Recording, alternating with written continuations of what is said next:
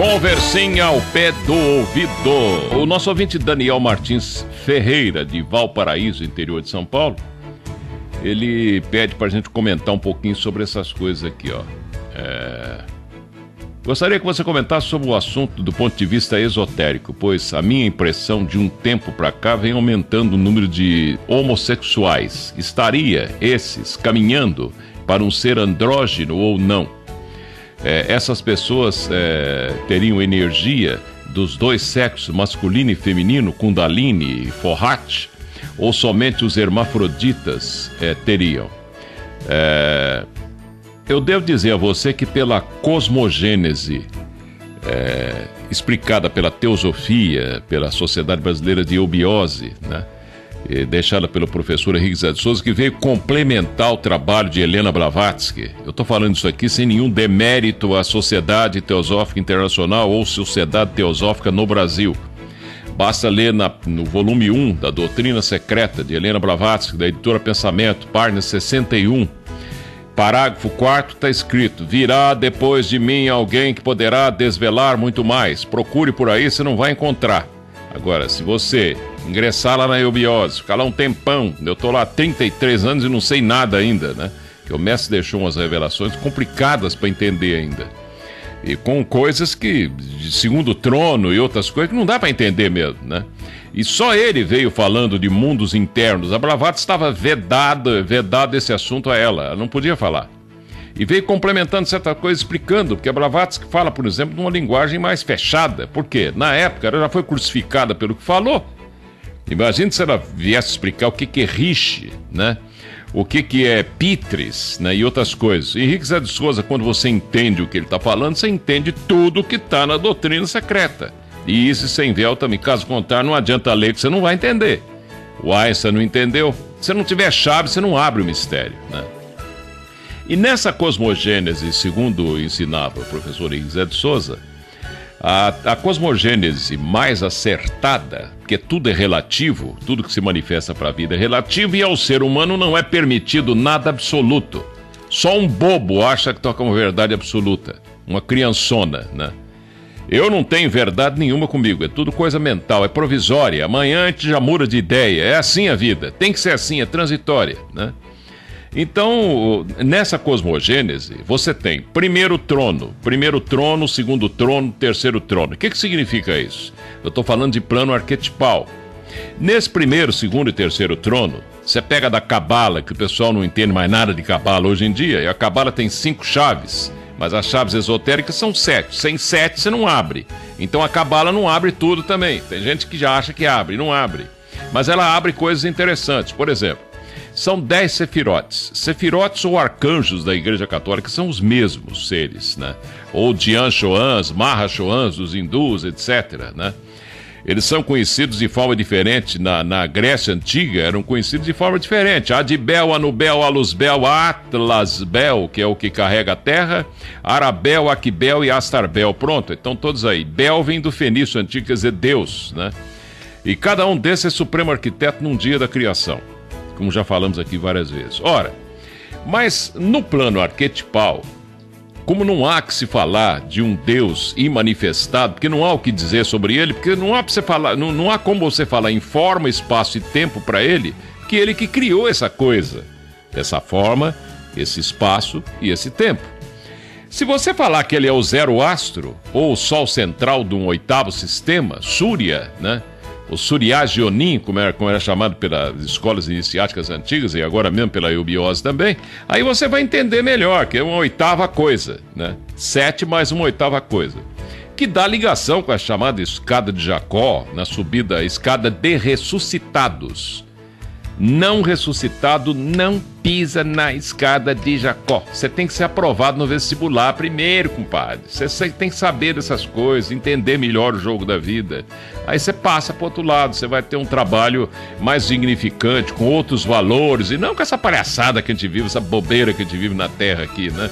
Com o nego metendo a mão, o cara bota nome na construtora dele de Gautama, Buda, né? E mete a mão também no dinheiro. O outro bota nome de cerveja, nome de Deus na cerveja. Brahma, por exemplo. Brahma, noutra língua, é Deus. Alá vira música de carnaval no Brasil, no passado. É um desrespeito, uma ignorância dos diabos. As pessoas fazem por ignorância mesmo, outros por homenagear o Deus, né? Ou outra coisa, mas só falta o indivíduo botar na sua quadrilha de estupradores o nome de... Em nome de Jesus, né? Ou então o camarada acaba de assaltar, mata 3, ele fala assim, nossa, graças a Deus eu escapei da polícia. É tudo louco, é tudo criança. Bom, então nessa cosmogênese,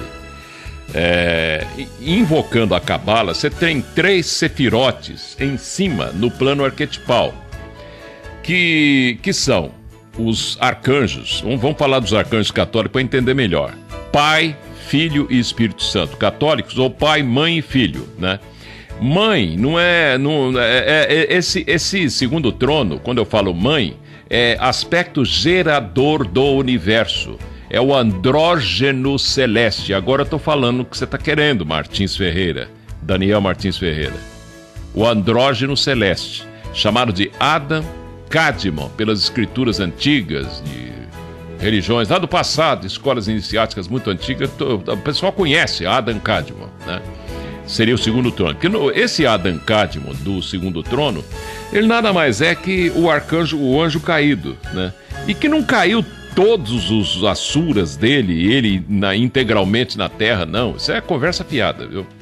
Não caiu todo mundo, porque... E para segurar as pontas do plano mental, se ele é o próprio plano mental ou a própria lei, né?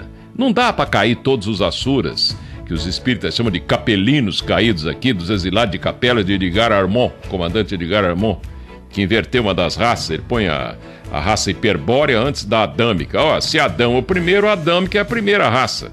Depois a segunda raça hiperbórea, a terceira lemuriana, a quarta Atlante, a quinta ariana, a sexta bimânica, a sétima atabimânica. Não tem nome, então foram batizados assim pelo professor Henrique Zé de Souza. Bom, então esses 3 de cima do plano arquetipal são Micael, Samael e Rafael, ou pai, mãe e filho, ou pai, filho e Espírito Santo. Aí, eu estou explicando um dogma, né, da Igreja Católica, mas não é da Igreja Católica. Você vai perceber isso aí entre os egípcios, a mesma coisa, entre os mesopotâmios, muito antes de Cristo os gregos conheciam também. Todo mundo, em todos os países do mundo, principalmente os de maior importância, que tinham o facho de luz naquele momento, todos tiveram a mesma triplicidade ou a Santíssima Trindade, né? Então o pai equivale a Micael em cima, que foi ele que expulsou Samael, fez ele cair na terra para ajudar o irmão dele aqui, né? Então o que desceu aqui foi um andrógeno celeste.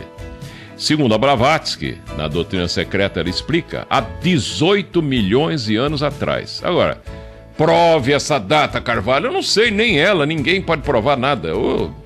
Aceite isso até algum dia, quem sabe de volta no tempo lá atrás, no meio daquele monte de dinossauro que tinha lá, e a gente vê caindo umas estrelas no céu, a queda da estrela Baal na terra, ou coisa parecida, né? Daí gerou Babilônia também e outras coisas mais ligadas a isso aí. Quando ele caiu aqui, ele desceu com a missão de exercer uma função obstaculizante da evolução na Terra, né? Porque acabou descendo também aquele que não deveria descer, que foi um absurdo ele ter vindo aqui, mas veio. O próprio arcanjo Micael acabou vindo, uma parcela dele acabou descendo para a Terra, né? Então ele puxava de um lado, os quintos senhor, né, que representa o arcanjo Samael, puxava do outro, né? Acabaram transformando ele em demônio, que não tem nada a ver com a história, né? Mesmo porque essa função negativa dele já acabou faz tempo, e o diabo que a humanidade cria, o que a humanidade imagina, é a própria humanidade que cria com as suas formas de pensamento negativas. Bom, então esse andrógeno do segundo trono desceu aqui. Quando ele chegou aqui, com a inteligência que ele tem, porque o filho pródigo é a maior inteligência que existe nos universos paralelos e tudo, para tudo enquanto é canto, né? Ele, usando de Kriya Shakti, ou os poderes, o quinto poder da yoga, de criar universos, criar com a força da mente, o que ele fez? Ele avatarizou-se naqueles monstros, tinha lá num já pré-determinado, pré-escolhido, que seria o homem mais tarde. é um dinossaurão enorme com 60 metros de altura, sei lá, andava de 2 e era mais inteligente que os outros, né? Esses éramos nós lá atrás, esse era o lemuriano, né? Então ele rachou isso aí em 2 e virou Adão e Eva. Agora é complicado de se aceitar isso, porque é preferível a gente imaginar um Adão bonito pra danar, né? Com essa cara que nós temos hoje, como se estivéssemos prontos. O ser humano já passou por uma multiplicidade de formas no planeta, uma coisa incrível, né? Essa é a história do hermafrodita divino, ou aquele que desceu com 2 sexos, masculino e feminino. Esse sim tinha Forrate e Kundalini nele. Forrate, energia feminina geradora, Kundalini é energia vivificadora e que dá poder, porque no homem, hoje em dia, o homem separado, a Kundalini está concentrada mais no chakra raiz ou no sexo. E Forrate está no sexo também, significa que está no esperma feminino. Kundalini no esperma masculino, Forrate no esperma feminino. Une um com o outro, espermatozoide e óvulo, pronto, está nascendo outra criança. Daí o nascimento é pelo sexo, a partir de 18 milhões de anos atrás. Eu não respondi ainda toda a sua pergunta. Você estava dizendo que o número de homossexuais tem aumentado. Aí que tá. Vai saber o que a Agartha ou o comando oculto do mundo está pretendendo, né? Porque tudo que você faz com o seu corpo físico, com o seu corpo astral e com o seu corpo mental, isso registra-se nos átomos permanentes que correspondem a uma luz que cada um de nós tem dentro do ventrículo esquerdo do coração e indetectável por aparelhos que nós temos aqui na Terra. Então ali, quando você, por exemplo, eu tive um problema recente, uma veia estourou lá dentro do esôfago, não é? E perdi um tanto de sangue que já não podia perder, perdi mais, fui parar na UTI, vamos supor. Aí chego lá, o médico examina daqui, dali, fiquei um tempão com alimento parenteral e tal. Aí o médico falou, nós chegamos à conclusão que... Você bebe muito, senhor Carvalho? Eu falei, não bebo nada, nessa vida não. Eu já fui um pau d'água danado em vidas passadas. Então, hepatite C eu não tive ainda, porque hepatite C pode gerar um sintoma parecido com cirrose, né? Ou então você me explique melhor por que nasce uma criança com atresia das vias biliares e os pais não têm nada disso aí. E não há motivo para isso, né? Sabe o que acontece, né? Uma mulher que gosta de sexo anal, meu filho, meu caro Daniel Martins Ferreira, né? O ânus é para expelir cocô, mas o ser humano fez dele um órgão, um lugar de prazer também. No homem, por exemplo, não sei se cutuca a próstata, ele gosta disso, porque é difícil você ver um ex-gay, né? Deve ser bom isso aí, sei lá. O que o homem... Então a mulher, quando gosta disso também, e tem muita mulher que gosta, registra no átomo permanente da pentelinha, né? E depois aquela mulher nasce homem. Já vem com vontade de ser um homossexual desde pequenininho. Pronto, tá explicado uma coisa, né? Outra coisa, aquilo que você faz uma vez, você vem com tendência de fazer de novo, porque tá tudo registrado no átomo permanente. Por exemplo, lá atrás, até 1370 a.C., a mulher, não porque por machismo dos seres que nos criaram, não é nada disso, né? É porque os seres vêm tentando mudar e a gente encarna. Uma vez mulher, outra homem, outra mulher, outra homem e tal. Então não tem essa de criticar mulher nem homem, porque nós somos a mesma farinha do mesmo saco. Só que a mulher, por ser diferente, por ter os órgãos sexuais internos, né? Aliás, a vagina é um pênis interior da mulher. E os ovários equivalem a uma espécie de testículo também, né? Ou de próstata produzindo óvulos, sei lá. O ovário produzindo óvulos, né? Agora são 4h30, 4 horas e 30 minutos. Mas, então, a mulher até então, ela servia mais para procriar só. Até que Cunaton e a mulher dele, Nefertiti, os gêmeos espirituais na face da Terra, coisa que só agora o professor Henrique Zé de Souza contou para a humanidade que isso aí existiu. Esses chamados gêmeos espirituais nada mais são que reencarnação de Adão e Eva pastando no meio de nós, porque eles vêm com sangue diferente, DNA diferente, gerando filhos para esses filhos casarem conosco, com os seres da humanidade. Porque se deixar por nossa conta, compadre, a gente fica com a troca de casal daqui, swing de lá, e bebe cachaça, e pinta e borda, nós somos crianças, né? E a gente vai acabando com a raça humana. Então esses seres são enviados aqui, além de nos encaminhar com função manúsica, vatárica, etc., tanto o homem quanto a mulher e tal, e nos ensinar uma série de coisas, eles também vêm renovando a nossa espécie. Eles pululam pelo mundo inteiro, né, acompanhando a luz que vem do Oriente para o Ocidente, de Norte a Sul, o ex-Oriente Luz maçônico do Swedenborg, né? Então, no passado, o homem preferia a companhia do homem, na Roma Antiga, por exemplo, e era comum, né? Jovens ainda terem sexo entre eles, né? E uma vez que havia sexo entre eles, com o processo de reencarnação, eles foram chegando até a nossa época.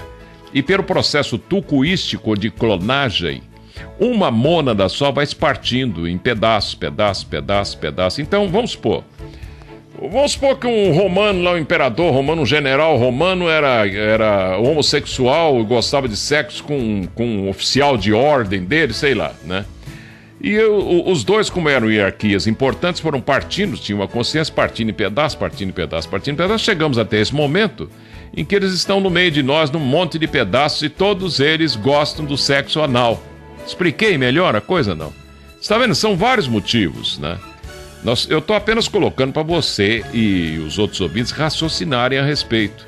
Tudo tem explicação. Aceitar ou não depende da cabeça de cada um. Eu aconselho a não aceitar.